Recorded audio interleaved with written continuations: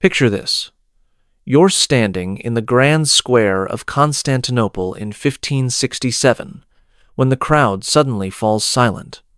The Sultan's guards are dragging a man toward a wooden platform erected in the center of the plaza. His crime? Speaking against imperial authority. What happens next will be so brutal, so calculated in its cruelty, that witnesses will speak of it in whispers for generations. You think you know about Ottoman justice? About the empire that ruled 3 continents for over 6 centuries? What you're about to discover will shatter every romanticized notion you have about this civilization. Because behind the magnificent palaces and cultural achievements lay a system of punishment so sophisticated in its brutality that it makes modern justice look merciful by comparison. The Ottoman Empire didn't just conquer through military might. It controlled through terror, using punishment methods so horrific that the mere threat of them kept millions in line. These weren't random acts of violence, but carefully calculated instruments of state control.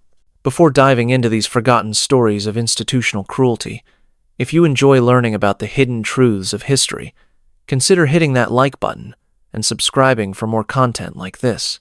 And please comment below to let me know where you're listening from. Today we're going to uncover the 7 most horrific punishment methods that defined Ottoman justice for over 600 years. What you're about to hear isn't taught in any classroom because the reality was too disturbing for sanitized history books. The first method seems almost merciful compared to what's coming, but don't be fooled. Eye gouging was reserved for traitors and betrayers, those who had violated the sacred trust between subject and sultan. What made this punishment particularly horrific wasn't just the physical mutilation, but the calculated psychological warfare that accompanied it. When Evliya Çelebi, the famous Ottoman traveler and chronicler, documented these punishments in his 17-volume work, he described witnessing an eye-gouging ceremony in Damascus that haunted him for the rest of his life. The condemned man was a provincial governor who had been caught embezzling imperial funds. But this wasn't just about his crime. It was about teaching every other official what happened to those who stole from the Sultan. The procedure was conducted with surgical precision by executioners who had perfected their technique through years of practice. The condemned would be strapped to a specially designed chair that immobilized his head completely. Bronze instruments, heated until they glowed red, were used to ensure that the wounds would cauterize immediately, preventing death from blood loss but guaranteeing maximum pain. But what happened next was even worse. The psychological warfare started weeks before the actual punishment, when the condemned would be told exactly what was going to happen to him. Guards would describe the procedure in excruciating detail, explaining how the hot metal would feel against his eyes, how the darkness would be absolute and permanent. The public nature of eye gouging served multiple purposes. Citizens were required to witness these spectacles, not as entertainment but as education. Children were specifically encouraged to attend, learning early what their empire expected from its subjects and what happened to those who failed to meet those expectations. The blinded victims weren't simply released back into society. They were kept on imperial stipends and displayed publicly as living warnings. These broken men would be seen begging in markets and mosques, their empty eye sockets serving as constant reminders of imperial power. But if you think eye gouging was the most brutal punishment in the Ottoman arsenal, you haven't heard about their approach to enemies of the state. When the Ottoman Empire wanted to make an absolute statement about the finality of justice, they turned to beheading. This wasn't the relatively quick execution method you might imagine. Ottoman beheadings were elaborate theatrical productions designed to demonstrate the Sultan's absolute power over life and death. The case of Sheikh Bedreddin in 1416 provides the most documented example. Bedreddin had led a religious uprising that challenged both imperial authority and orthodox Islamic doctrine. His execution needed to send multiple messages. That religious rebellion would not be tolerated, that claims of divine inspiration couldn't protect enemies of the state. The preparation for Bedreddin's execution took weeks and involved the entire apparatus of imperial administration. Invitations were sent to foreign ambassadors, ensuring that news of the sheikh's fate would spread to other kingdoms, considering challenges to Ottoman authority. But what made Ottoman beheadings truly horrific was the preliminary ceremony. The condemned would be forced to participate in their own funeral rites, listening to prayers for their soul while standing beside the very block where their head would soon be separated from their body. This forced participation in death rituals created psychological torture that began long before the executioner raised his sword. The executioners weren't random soldiers, but specialists who had trained for years to deliver single, clean strokes. The best executioners achieved legendary status and commanded substantial fees for their services. The timing of the beheading stroke was choreographed to maximize dramatic impact. The executioner would raise his sword slowly, allowing anticipation to build among spectators. The actual stroke would come without warning, creating a moment of shock that rippled through the crowd and burned itself into collective memory. Battlefield beheadings served different purposes. Enemy commanders captured during campaigns would often face immediate decapitation as psychological warfare. The sight of their leaders' severed heads would demoralize opposing forces while providing Ottoman troops with tangible proof of victory. But what happened next will shock you even more. The third punishment reveals the sophisticated understanding that Ottoman authorities had developed regarding human pain tolerance. Falaka, the systematic beating of the soles of the feet, appears almost mundane compared to eye gouging and beheading, but its true horror lay in its calculated precision. Falaka was the punishment of choice for maintaining discipline within the empire's vast military and educational institutions. Soldiers who showed cowardice, students who challenged their teachers, and slaves who displayed insufficient obedience all faced this prospect. The instruments used had been refined over centuries to maximize pain while minimizing permanent injury. The preferred tool was a flexible rod made from specific types of wood that had been seasoned to achieve optimal flexibility. The goal was to create maximum impact to nerve endings while avoiding bone fractures. But here's what made it truly insidious. The technique had been developed into a precise science. The number of strikes was carefully calculated based on the severity of the offense and the intended psychological impact. Too few strikes would fail to create appropriate deterrence, while too many might cause permanent damage. The timing between strikes was deliberately irregular to prevent victims from psychologically preparing for each impact. Executioners would vary the rhythm, sometimes delivering rapid sequences followed by extended pauses. This unpredictability created psychological stress that amplified the physical pain. The recovery process was deliberately prolonged to maximize psychological impact. Victims would be unable to walk normally for weeks or months, during which time their hobbling gait would serve as visible reminder to others about the consequences of challenging authority. What's even more disturbing is how this punishment was documented in Ottoman administrative records, showing how completely systematic torture had been integrated into institutional culture.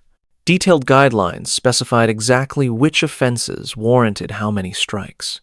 But even Falaka pales in comparison to what's coming next. Ottoman hanging wasn't simply execution. It was carefully choreographed public theater designed to maximize psychological impact while demonstrating the empire's commitment to maintaining social order through visible consequences. The construction of gallows followed specific architectural principles refined over centuries. The structures were designed to be visible from great distances, ensuring that news of upcoming executions would spread throughout surrounding communities.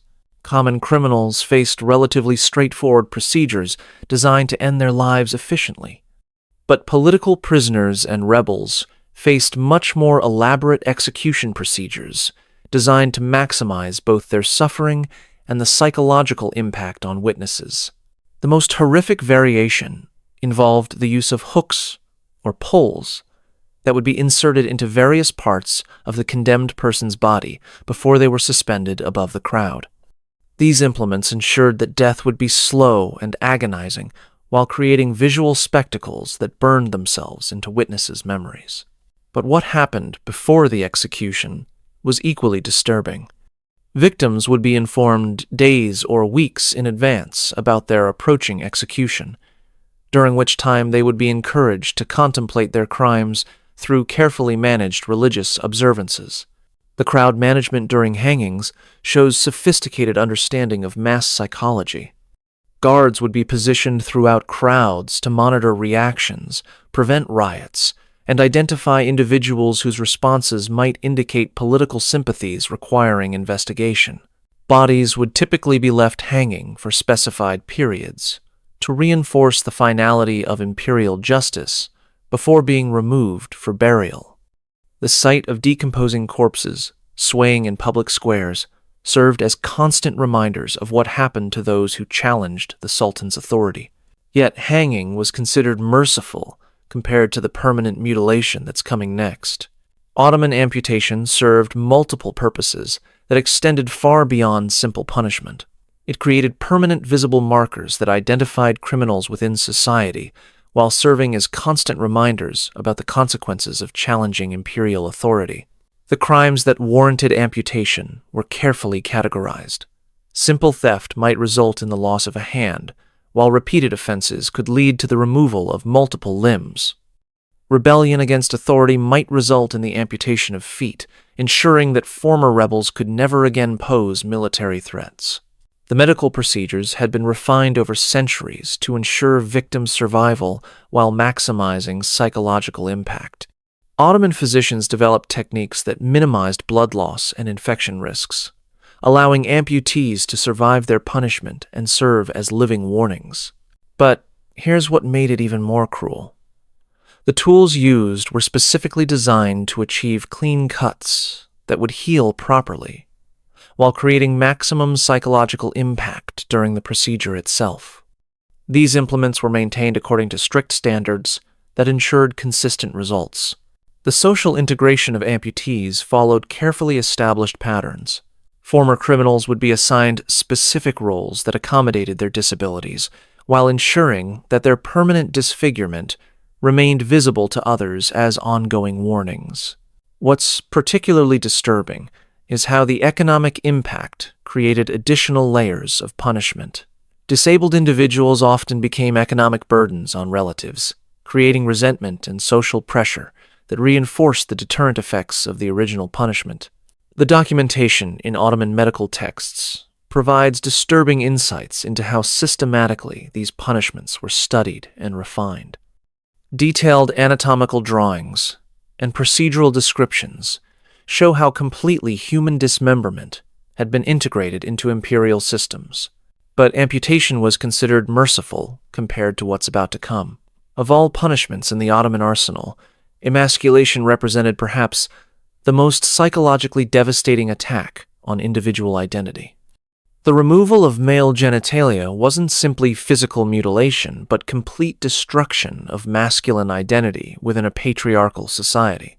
The crimes that warranted this punishment were carefully selected. Sexual assault, adultery with women of higher social status, rebellion against imperial authority, and various forms of political treason all could result in this ultimate form of masculine punishment. The medical techniques had been refined over centuries to ensure victim survival while maximizing psychological trauma.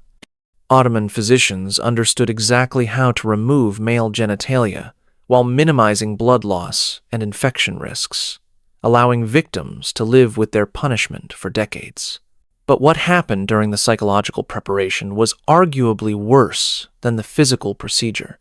Victims would be forced to contemplate the complete destruction of their masculine identity weeks before the actual punishment.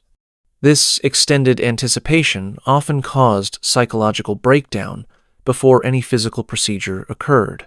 The social reintegration of emasculated men followed established patterns that emphasized their permanent status as social outcasts. Former men would be assigned roles traditionally associated with women or eunuchs, creating visible reminders of their punishment. The economic implications created additional devastation. Men who could no longer reproduce represented, lost lineages, and destroyed family hopes, creating emotional and economic consequences that extended far beyond the immediate physical results. Studies of emasculation victims conducted by Ottoman physicians provide disturbing insights into long-term effects. Former men showed consistent patterns of depression, social withdrawal, and complete submission to authority that demonstrated the effectiveness of this punishment as political control. But even emasculation was considered merciful compared to the slow agony that's coming next. Impalement represented the pinnacle of Ottoman cruelty, a punishment so horrific that its mere threat could prevent rebellions across vast territories. While often associated with Vlad the Impaler, the Ottomans perfected this technique and used it systematically to crush resistance. The crimes that warranted impalement were reserved for the most serious threats.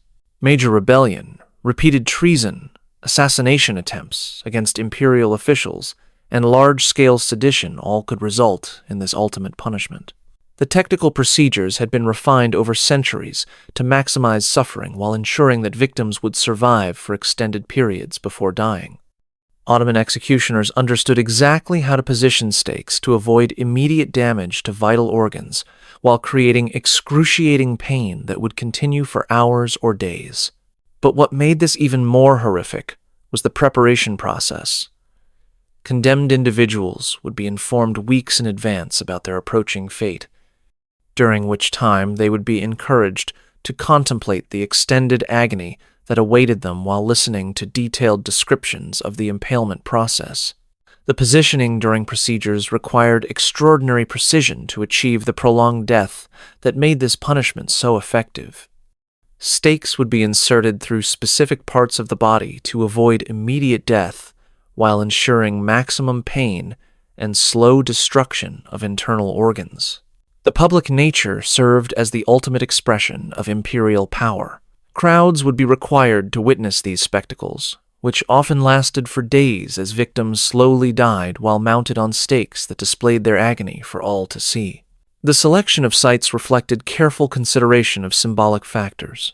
Victims would be displayed in locations where they would be visible to the largest possible audiences, while their prolonged agony would serve as constant reminders of imperial power for weeks until their bodies decomposed. What's most disturbing is how medical knowledge informed these procedures. Physicians would advise executioners on optimal stake placement to ensure victims would remain conscious and suffering for the longest possible time before finally dying. As we've journeyed through these 7 methods of Ottoman punishment, a clear pattern emerges. Each punishment wasn't simply about inflicting pain or ending lives. They were carefully calibrated instruments of state power, designed to send specific messages while maintaining the complex relationships that held the empire together. The progression from eye gouging through impalement represents an escalating scale of terror that allowed authorities to match punishments precisely to crimes, while ensuring that every level of society understood the consequences of challenging imperial authority. The public nature reveals how completely the Ottomans understood the connection between spectacle and political power. Every execution, every mutilation, every act of state violence was choreographed to maximize impact on witnesses while creating lasting memories that would influence behavior long after the spectacle had ended. The medical and technical sophistication demonstrates how systematic cruelty can become when it serves institutional purposes. The knowledge required to perform these punishments, while ensuring desired outcomes, required decades of study and practice that created specialized expertise in human destruction. Modern analysis provides important insights into how institutional violence operates within authoritarian systems, and how systematic cruelty can become normalized when appropriate checks and balances are absent. If this glimpse into history's hidden darkness has left you wanting to uncover more buried truths, I've prepared another journey into the shadows of the past that you won't want to miss. Click on the video appearing on your screen now to discover another shocking chapter that history tried to erase. And if you found this exploration as compelling as I did, hit that subscribe button so we can continue peeling back the layers of history together. These forgotten voices deserve to be heard, and there are so many more stories waiting to be told.